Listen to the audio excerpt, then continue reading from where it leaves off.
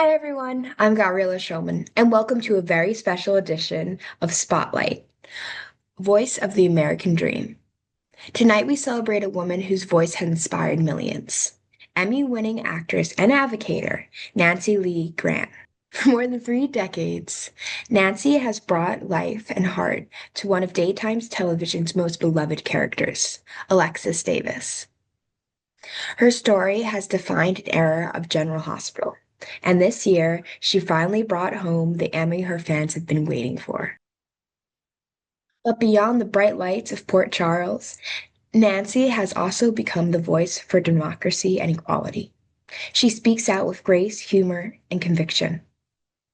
From her unforgettable red carpet moments to her fearless defense of women's rights, she shows us that art and avocation can share the same heart. In this special two-part episode, we'll explore both sides of Nancy Lee Grahn, the artist and the advocate, and how her courage, creativity, and consistency continues to shape what the American dream truly means. Nancy, welcome and congratulations on your Emmy. Thank you, love. Um, Appreciate it. at Henry Productions, we couldn't be happy for you. Um, how does it feel to finally bring home that trophy after all these years? It was really perfect timing. I'm echoing. It was perfect timing for me because my sister was there. It was lovely. It was a lovely night. I thought that um, it was the first time I really sent a tape where I thought it was it was it was worthy of people's attention and time, not that you have to spend a lot of time looking at these tapes when you judge. So I felt good about that. I felt good that my daughter was there and my sister and my niece, great niece. And I'm glad that I got to talk about in the most apolitical way that people really need to be paying attention right now. And so um, it just seems sometimes when the timing is just right for something, this felt that. So it was very satisfying. That's Yeah. incredible. That actually kind And of we got to leads bring our us. Oh, well, that brings us back to like the next question, actually. Um, Mhm. so we love how you use fashion to express a stance to stand up for democracy. Over the last couple of years, you made the headlines with your red carpet tattoo, "My Body, My Choice." And Yeah. this year, you carried a bag that was beautiful that said, "Democracy dies in silence." Both Mm. movements were beautiful, both sent messages that reached far beyond the carpet. Could you talk us through those ideas and how they came to you and what inspired you to do it through fashion?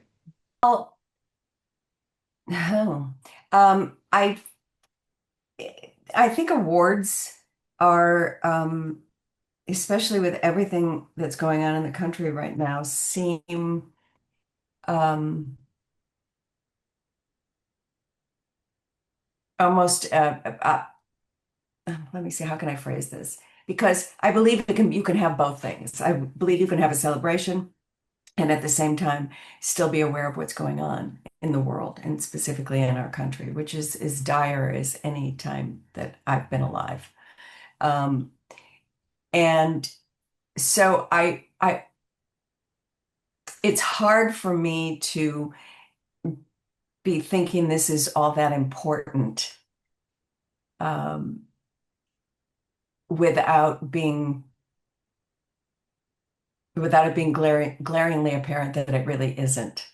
So I don't want to underplay or diminish the value of a celebration of your work.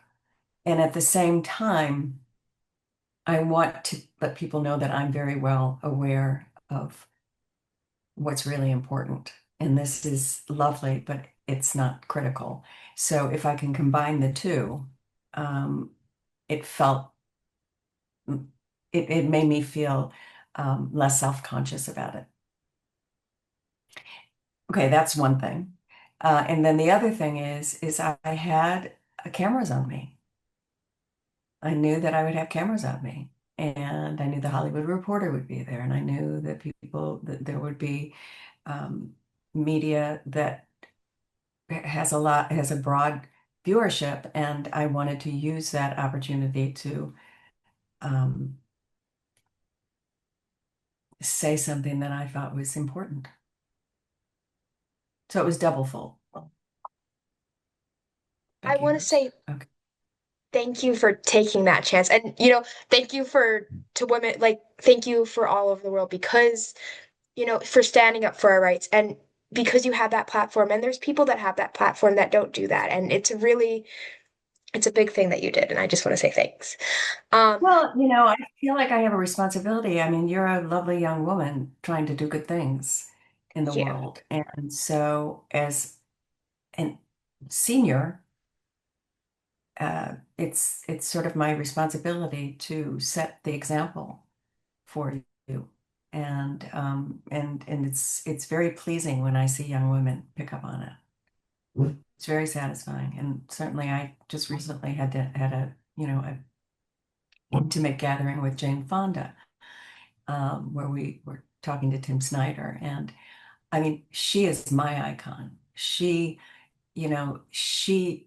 has taught me the importance of activism through her work and through her words, and for her using her platform to, improve the circumstances in the world. And so, I feel like, and my parents did it and they set an example. And so I really just an heirloom I'm passing on.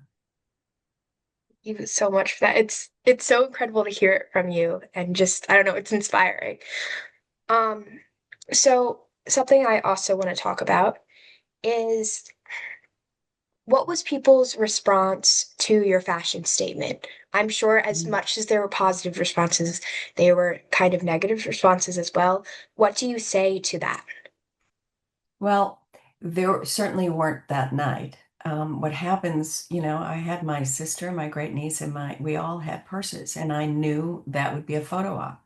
And that's what happened. When you walked, everybody wanted to get a picture of that because that was just something different than the actress walking the red carpet and posing for pictures. It was eye-catching and it was curious and it was um, provocative. And that was our intention.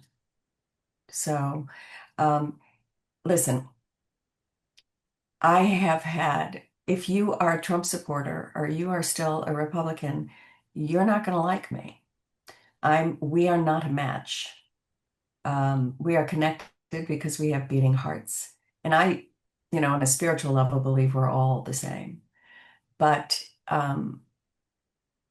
I almost got that mosquito. Oh, it's been torturing me all day. Sorry if I look like I'm crazy. I'm Oh, you're good. slapping at the air, but I really am determined to get it before it gets me. They love me. Anyway, what was I saying? A Um, mosquito. you were saying how if people that support Trump like that we're all one person and Mhm. it's like if you don't yeah. There, are people, I think less and less that, call ABC. And I feel badly about that because I don't want ABC to have to, really good and they're really fair. And, they have to listen to messages about fire her. And it's just annoying for them. And I'm sorry for that. I don't want that. I wish there was a hotline they could just call and talk, just pour their hate out if they wanted there, not bother anybody. But um, I've probably blocked, several thousand people um, that have been really hostile and ugly. And so naturally you block those, but I'm also now blocking people. I I want my platform. If you want to call it an echo chamber, then that's fine. I don't. I think there's really brilliant people, and I learn a lot from them. We spread really interesting information. I look at it as a community. I don't have a desire. to commune with someone that is still standing behind Trump or Johnson or JD Vance or any of these people because it's an indefensible position. And whatever their reasons for doing it, I almost feel sorry for them. But I don't want to commune with them anymore. I want to be in a community.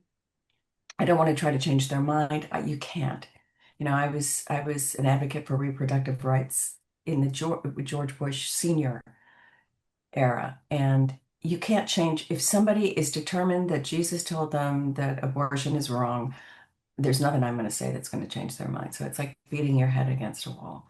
So I can only keep going forward with people that have open minds. And so my interest is reaching young people such as yourself, which I don't have to reach you, but and mostly people that were complacent and didn't do anything.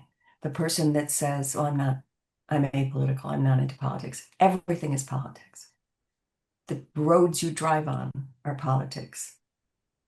Everything that is something that's granted to you or a part of what makes your life work has government involved in it. And so life is political. And this whole notion that you shouldn't discuss politics at dinner, yes, you should.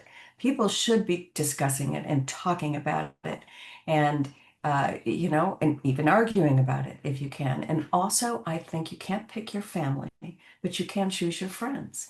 And right now, it's not a question of two parties. It's a question of just simply right or wrong. And when somebody is standing behind a Republican's position to have,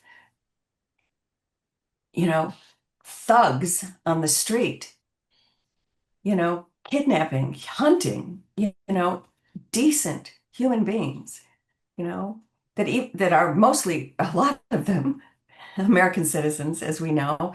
And even if they're not, they're decent people, they're not going after the gangs. They're way too afraid of them. Mhm. So, but if you can stand behind somebody doing that, or cutting off, research for children's cancer, or cutting off people's health care, you are not a moral human being. So I don't want to, coming around full circle, I don't want to commune with people like that. I just don't.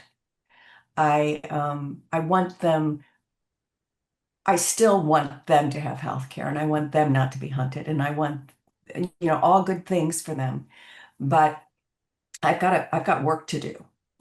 I am stepping forward. I have hope. I'm trying to do things that and support people who care about people. And if you don't, get out of my way. So I have no apologies for blocking MAGA people or um, anybody that supports anything that this government is doing. It's egregious. So, yes, there are people that really don't like me and voice their opinion, and I'm okay with that. And I keep my platforms clean of those people. So I have we have a community and we're trying to work together and share together. So, but I'm not looking to um, change anyone's mind. I'll help everybody or support policies that help everybody, but I'm not, I don't, you're not going to be invited to dinner in my home and you're not going to have access to my platform. That's truly all like it's incredible to hear that like even though you're like they're not going to come to my dinner, like they're not going to be around, you still want to help. You still want to help them because something Yes, I don't hate them at all. I care about them, but I don't want to commune with them unless they're open-minded, unless, I will welcome anybody that wants to jump on and it's say, you know what, I didn't see it and now I do. And and I'd go, come on down, come on in, come to dinner. So, but if you're still standing in the position that is directly causing anguish to people, we're not going to be friends. so this is a little side question, but it's something I've seen in the college environment. Um, many people after the last election stopped being friends after who they voted for. Um, I know myself, my friend voted for Trump, and I stopped talking to them. Do you Mhm. think that that is okay? And do you think that there's a way to bridge that gap that we've made this division in ourselves? That's a great question. And I know people are really troubled by this, and I understand. Truthfully, for me, I don't have any family or any friends that are, Trumpers or supporting the Republican Party. I had many friends who were Republicans prior to this. And it was, boy, John Kane, there's certain positions and policies that they believed in that I didn't believe in, but it was okay. This is entirely different now. So, if you, I would not be able to, I would lovingly have to say, I can't be friends with you.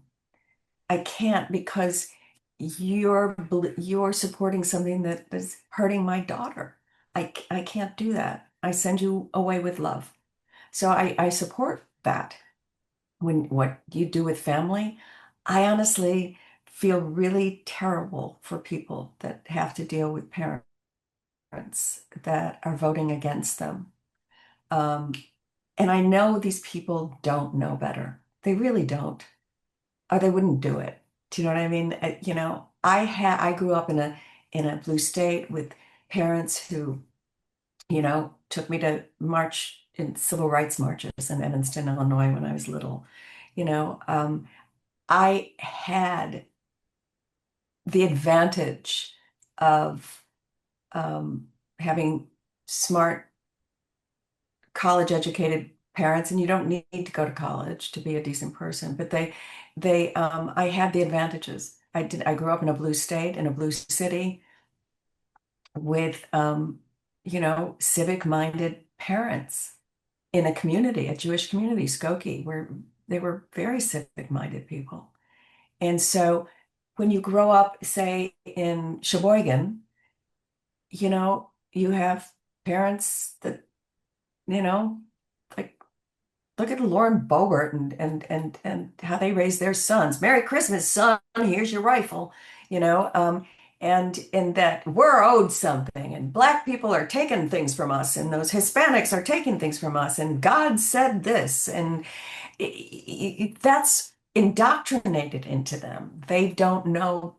They didn't have the advantage I have to be a critical thinker. So I feel badly for them. I don't have a solution to that other than to say,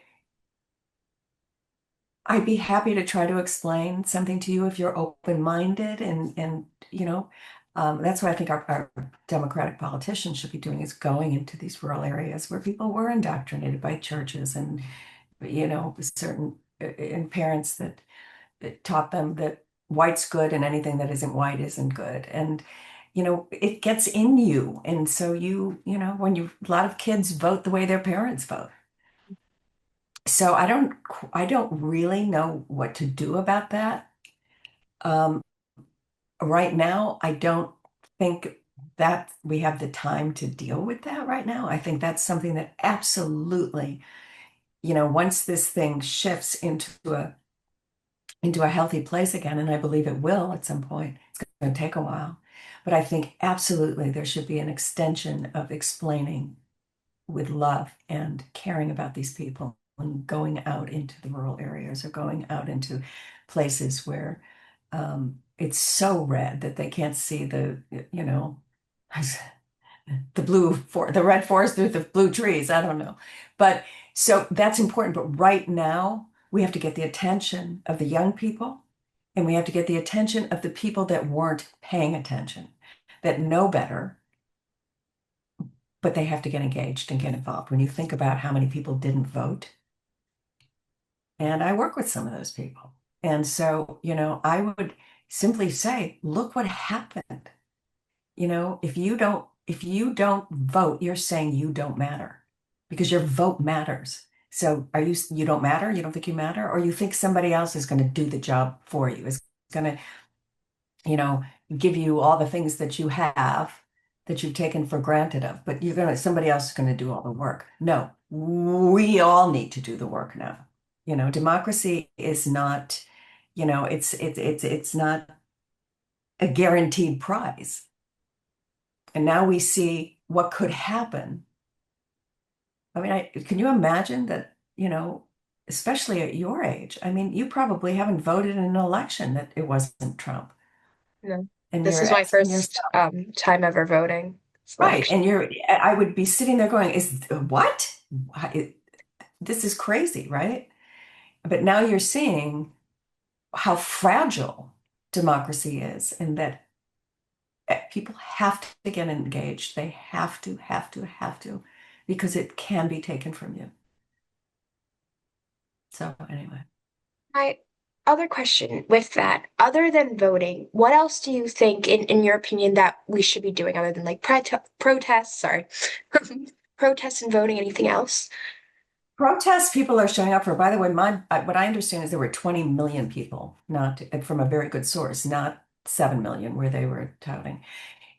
So there are so many other things to do. Protesting is kind of sexy, right? You get out there, you're in the community, you're holding your signs, making phone calls, phone banks, calling your representatives, calling them. I just called like 10 of them the other day. I called those 8 Democratic senators that fucked everything up. Sorry, I'm not sorry. I don't know what other word to use.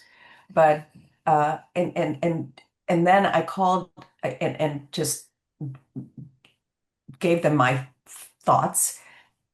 I called the representatives that this to me is the most important thing now. So when I met with Tim Snyder and Jane Fonda and Lisa Waters and Yvonne Nicole Brown and Kathy Griffin, these are my friends and people that are really speaking up. Lee McCowan, fantastic. I Am Politics girl. We were all in this room together and it was so powerful.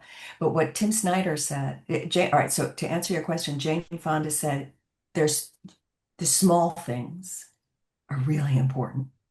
What I just said about calling your representatives and phone banking and, you know, and those things. And working in your community, being a leader in your community and gathering your neighbors together and say, we're going to write postcards, we're going to do this, we're going to, there's all kinds of things to do and you have to do them. But what Tim Snyder said, and I'm segueing into another thing because I was going to say I called the other day all of um, the representatives and senators that spoke to the military, beseeching them to follow their constitutional duty, right? Which is to follow the Constitution. Because you see what's happening is he's using the military against American citizens. That is just the classic fascism. So, you had honorable, high-ranking servicemen and women who are now our elected senators and representatives speaking to the military. And Tim Snyder said that is the most important thing that we can all do right now is to, post about that, talk to your relatives and friends who are in the military to remind them that we need to be protected and that it is their duty to reject illegal orders. We got a madman in the Oval Office. So, so I learned that from Tim Snyder and then from Jane Fonda. It was just a reaffirmation that, she said she gets up every day. She doesn't have time for despair because she's busy. And her real interest too is to take the senior fighters and mix them with the young people and to energize them and because you guys haven't had to fight for anything yet. And now you do. So, yeah. Yeah. There's so much I like want to ask you with that. I Go guess one ahead. of the things that came to mind listening to that is I know at least when I first found out Trump got elected, like it brought everyone was very upset and I still am, and we all are. How do you deal with that grief? Because it feels like sometimes hearing that I feel a little bit better, but there's still this feeling of hopelessness and like it's never going to get better. How do you deal with that? It's like what Jane Fonda said, you know, I feel the grief and despair, and especially I feel it for you guys because I know you don't know what to do. And there's a lot of young kids that are depressed. And so what I would say, what I don't ever do is give up. So I have hope. And hope is Dylan. Hope is active. you know. I don't just go, things work out, and then, as Jane Fonda said, sit there and have a martini. No, I mean, I have a martini, but I, I do stuff. I do stuff, even if it's just getting online and posting, and I'm activated. I make phone calls. I go knock on doors in Vegas. It's it's getting engaged. It's getting active that will lift you out of despair. Hope is I mean, in those areas where you don't know what's going to happen or you feel despair, it's hope that, that's the seed that will sprout. And so you cannot give up and you cannot give in. You just fight in a way that's healthy. You don't want to sit in rage. That, of course, is not good. But for me, you know, I was having a discussion with someone who I don't watch the news.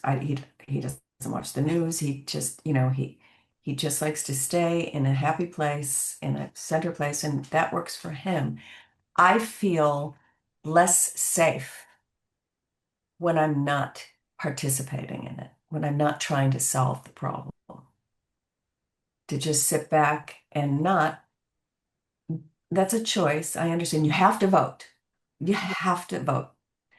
But if you can't if you don't have the nervous system to handle it, you have to do what's best for you. For me, my nervous system works better when I'm actually engaging and trying to solve the problem. It makes me much more anxious to do nothing.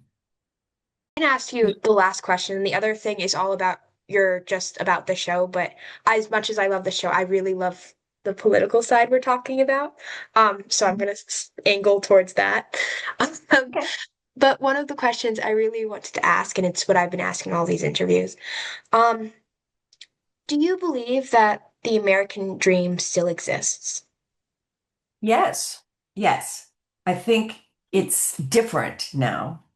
I think it's not the same as it was. I'm gonna get a car and a job and two kids, and I think it's different because the world is different. Um, again, I don't think the American dream is a guaranteed prize. It's not a promise that's just handed down. I mean, it goes back to what I've been saying. Hold on one second. I know, Dylan, hold on. Um, it goes back to what I'm saying, you have to have freedom to dream, right? So, dreams will manifest best in freedom. And so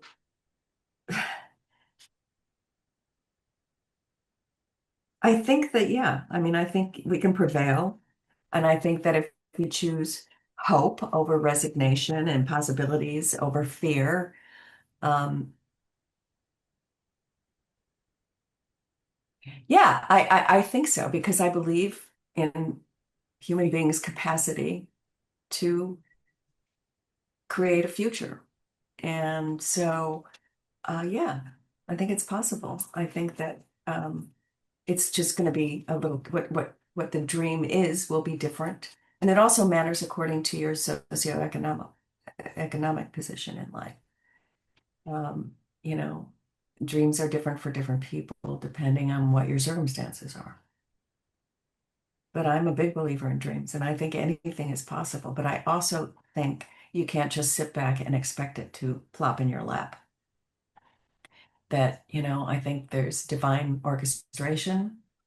And I think that, that we keep our frequency up and you get that help. But while they're orchestrating something wonderful, you have to be doing the work here as well. So there's a little spiritual thing going there. But yeah, I believe that, there's a connection between heaven and earth. I believe anything is possible. But I also believe that you can't just sit back and not do anything about it. You need to be in the process of um, being productive and setting, and setting your goals and intentions and participating in the betterment of humankind. Thank Yeah. you so much for everything today. As our conversation with Nancy comes to a close, we are reminded that the power of art goes far beyond the screen. Through her courage, conviction, and compassion, Nancy reminds us that the American dream isn't a destination, it's a living idea. It's the freedom to speak, to create, and to stand for what's right, even when it's not easy. From the courtroom battle of Alexis Davis to her own fight for democracy in real life, Nancy shows us that integrity never goes out of style. Her voice, bold, unapologetic, and full of heart, continues to inspire a generation to keep believing in something bigger than ourselves. That wraps up our Spotlight segment, but stay tuned. Nancy's return in part two to revisit her unforgettable daytime journey.